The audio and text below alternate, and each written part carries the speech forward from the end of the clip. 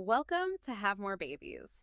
Today, we're diving into something that's, well, both exciting and honestly pretty overwhelming for new parents. We're talking about baby strollers and car seat combinations. You know that feeling, right?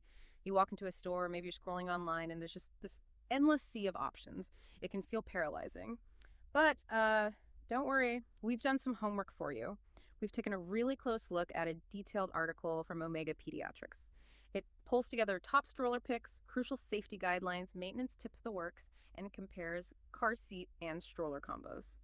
So our mission today is to kind of distill the most important stuff, maybe highlight some surprising facts, and give you practical takeaways. The goal is simple: help you feel informed and, yeah, confident when you're thinking about these really vital baby items. Okay, let's unpack this. It's so true. The sheer number of choices isn't just daunting. It really can lead to that decision fatigue you mentioned. And that's the last thing new parents need, right? That's why these curated lists, like the one from Omega Pediatrics, are genuinely so valuable. They don't just list products. They sort of cut through the noise. They highlight models that have actually proven themselves in, real-world parenting. And what's really useful is how they pinpoint specific strollers based on lifestyle needs, not just brand names. That distinction feels key. It's not just about aesthetics, it's about what actually fits your day-to-day life. Can you give us some examples? How do these top picks cater to different parents? Absolutely. Let's take the UPPA Baby Vista. It comes up a lot. What makes it special isn't just that it looks sleek, it's incredibly adaptable. It's designed to, well, grow with your family. It can handle kids from infancy, includes a bassinet right up to 50 pounds. Plus, you can add seats later for more kids. So potentially it's the only stroller you might ever need. Wow, okay, like future-proofing your purchase. Exactly. And that's a huge potential cost saver and convenience factor over time.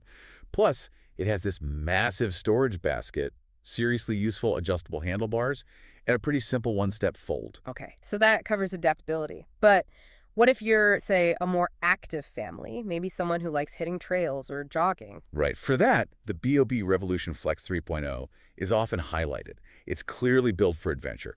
Robust construction, really good suspension system, and you can lock or swivel the front wheel, so it's great for rougher terrain, jogging, even light hikes. It handles bumps really well, giving a smoother ride for everyone. So, totally different focus there. Completely. And then for the opposite end, like city dwellers maybe, the Baby Jogger City Mini GT2 gets mentioned a lot. It's praised for being lightweight, compact, great maneuverability in tight spaces.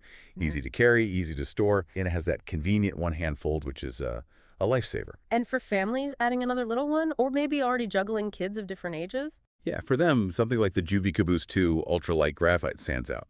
It's a tandem style, so you can have an infant or toddler up front. And an older child can either sit or stand on this built-in platform at the back. Super practical for managing different ages, gives the older kid a bit of independence too. These examples really show there's no single best stroller, It's all about the match.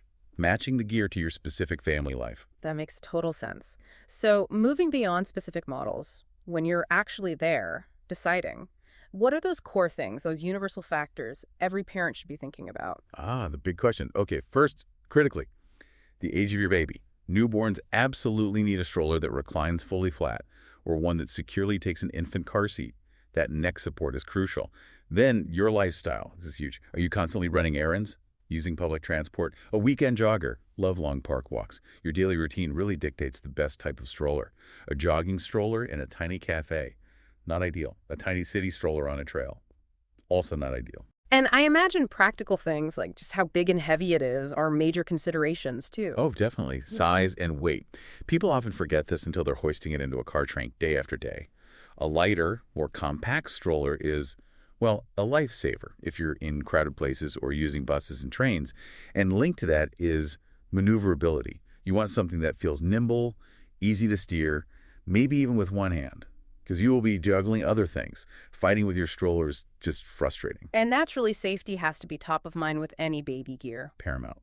Yeah. Absolutely. Safety features are non-negotiable. Look for a strong, stable frame, brakes that are easy to use but really lock securely. And that 5-point harness system is not just about stopping escapes, it keeps them safe during bumps or sudden stops. Right. Also, don't underestimate storage space. Diaper bags, snacks, drinks, toys, it all adds up. Good, accessible storage is gold. And finally, budget. Let's be real. Strollers have a massive price range. Knowing what you're comfortable spending helps narrow things down right away. It's about finding the best value for your situation. Now, sticking with safety for a moment, because it really is the most important thing, the Omega Pediatrics article emphasizes looking for specific safety certifications. Before you even think about features, check if the stroller meets the standards set by ASTM, that's the American Society for Testing and Materials, and ideally, it should also have approval from the JPMA, the Juvenile Products Manufacturers Association. Okay, so ASTM and JPMA, those are like the seals of approval to look for. What do they actually guarantee? Essentially, yes. They mean the stroller has passed rigorous tests for things like stability, the restraint system, making sure there aren't pinch points or sharp edges, structural integrity. Basically, that it's built safely for real use. But buying a certified stroller is just step one. How you use it is just as critical. Always, and I mean always, use that safety harness. Buckle them in securely. Even for a quick trip down the block, you just never know. An unexpected bump. That makes sense. I've definitely seen people hang big, heavy bags off the handlebars. Is that really a problem? It's a huge one, actually. The article strongly warns against it. It seems convenient, sure, but it throws off the stroller's balance. It can make it tip over really easily, especially backward. It's a common mistake, but potentially very dangerous. Yeah. And stick strictly to the manufacturer's weight limits. Don't overload it. Not just with a child who's too big, but also with too much stuff piled on. It compromises stability, braking, everything. It's a risk and can damage the stroller. Those are great safety points. Okay, so you've bought the certified safe stroller, you're using it correctly. How do you keep it safe and make sure it lasts? Maintenance must be important. Absolutely is. Think of it like maintaining a small vehicle, almost. Regular checks ensure it stays safe and lasts longer. You should periodically check the brakes, make sure they still engage firmly. Look at the frame joints, the wheels. Check for wear, looseness, any damage. Are the wheels spinning okay? Any wobble? If you see frayed straps, bent metal, anything that looks off, address it. Contact the manufacturer if needed. And like we just said, never overload it. Stick to those weight guidelines. What about keeping it clean? Strollers definitely attract crumbs and spills. Oh, they are mess magnets. And what's interesting is the source really stresses reading the manual for cleaning instructions. It can vary. Most fabrics might just need a wipe with mild soap and water, but some parts might need different care. Definitely avoid harsh chemicals like bleach or strong solvents. They can damage the materials over time, compromising safety. For storage, keep it dry. Avoid damp basements or super hot attics. Moisture and extreme temps aren't good for it. And maybe the most vital tip, beyond mechanics. Never ever leave your child unattended in a stroller, especially near hazards. Water, stairs, even a steep slope, or direct hot sun. It only takes a second for something to happen. Okay, let's shift gears a bit. Let's talk about that ultimate convenience factor. Car seat and stroller combinations. Travel systems, they promise that smooth transition, right? Car to sidewalk, back to car, making life easier. They really can be a game changer, especially with infants. Absolutely. But, surprise, surprise, safety is still priority number one. You have to check the specific weight and size limits for both the car seat and the stroller part. Infant car seats in these combos often go up to maybe 30, 35 pounds, but babies might outgrow them by height first, so you need to plan ahead. Your child will outgrow that infant seat probably within the first year. Does the stroller part work well on its own after that? That's important. And getting the car seat itself installed correctly in the car, that can feel really daunting. It certainly can. Proper installation of that car seat face is non-negotiable. Always follow the instructions in your car's manual and the car seat manual. Use the seatbelt or the LATCH system correctly. The goal is a tight fit. No more than an inch of wiggle side to side or front to back right where the belt goes through. And remember, infants must ride rear-facing for as long as possible, up to the seat's limits. It's the safest position for their little necks and spines. And if you're just not sure you got it right, That's a great point. Don't guess. Seek out a certified car seat technician. You can often find them through local hospitals, police, or fire departments. They're trained experts, and it's usually a free service. They can check your installation and teach you. It's invaluable. so beyond the crucial safety aspects, what are the key features parents should look for in these combos for everyday ease of use? What makes life simpler? Yeah, here we're looking at user-friendly design, especially when you're sleep-deprived. You want something simple, right? Easy for anyone, grandparents, babysitters to use. Look for systems where the car seat clicks easily and securely onto the stroller and releases without a struggle. That audible click is reassuring. Maneuverability of the stroller part is still key. Does it handle different surfaces well? An adjustable handlebar is also great for different caregiver heights.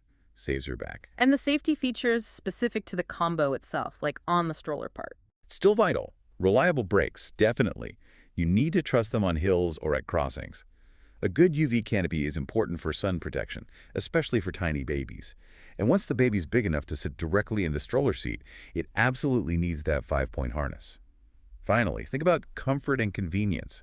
Ample storage, you can never have too much. And a reclining seat in the stroller portion is great for naps on the go. Okay, here's where I found the article got really interesting. It didn't just list features, it talked about how these combos actually perform in the real world. Like, how do they handle storage, bumpy Yeah. paths, tight corners? Can you share some of those specific pros and cons? Yes, this is where the practical stuff comes in. Let's look at a few examples they detailed. Combo 1, for instance. They list the stroller at 35 pounds, car seat around 10 pounds, plus the base. Pros included nice extras like rain and mesh canopies, an extendable sunshade, really useful things. It apparently folds pretty compactly and handles turns in different terrains surprisingly well for its weight. The big con. That 35-pound stroller weight, that's heavy to lift into a car repeatedly. It can be quite the workout. Yeah, 35 pounds is significant. And they noted the infant seat canopy could sometimes be a bit fiddly to secure. Minor, but potentially annoying. Okay, so good features but heavy. What about an option that prioritizes being lightweight? Right. For that, they mentioned Combo 3. The car seat itself is incredibly light, only about 7.6 pounds.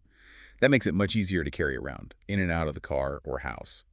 It's also simple to click in and out of the base and stroller. Big convenience factor. This one also had adjustable configurations like forward or backward facing for both seats, extending its use. The main downside, it needs 2 hands to fold the stroller. That can be tough if you're holding the baby or bags. The one hand versus two hand fold, always a trade-off. Exactly. And while the car seat is light, the total weight with the base was still up there, around 25 pounds. And for those active parents again, like the jogging stroller we talked about earlier, but in a combo. Yeah, Combo 4 seemed geared towards them. Great for jogging, handles uneven surfaces smoothly because of good suspension. It even had a secure zipped cargo space, nice touch to stop things bouncing out during a run. Oh, that's smart. But the trade-off again. The stroller itself is heavy, over 31 pounds. So lifting and storing it is a challenge, similar to Combo 1. And they mentioned snapping the car seat into the base could be tricky sometimes, just due to the weight and needing precision. What's interesting is how the source talks about terrain handling generally. It's not just about wheel size. Sometimes a lighter stroller, even with smaller wheels, might be easier because you can just lift it over an obstacle, while other systems use good suspension and maybe mid-size wheels to smooth out bumps on grass or gravel. Some high-end ones really focus on ease of use, like those one-handed folds on sturdy frames. So to kind of wrap things up, yes, there's a huge variety out there. It can feel overwhelming, but by really thinking about your family's lifestyle, checking for those safety standards we discussed, and looking closely at features like maneuverability, ease of use, how it folds, how adaptable it is, parents really can make an informed choice that works for them. And remember, all this knowledge is great, but it's most valuable when you apply it to your own specific needs and situation. That's such a good point. Knowledge isn't useful until it's applied. And thinking about applying it long term. Here's something to mull over. What considerations might change for parents as their family grows, maybe adds another child, or their lifestyle shifts, perhaps moving from city to suburbs? How can they try to future-proof their stroller choice right from the start, anticipating those potential changes?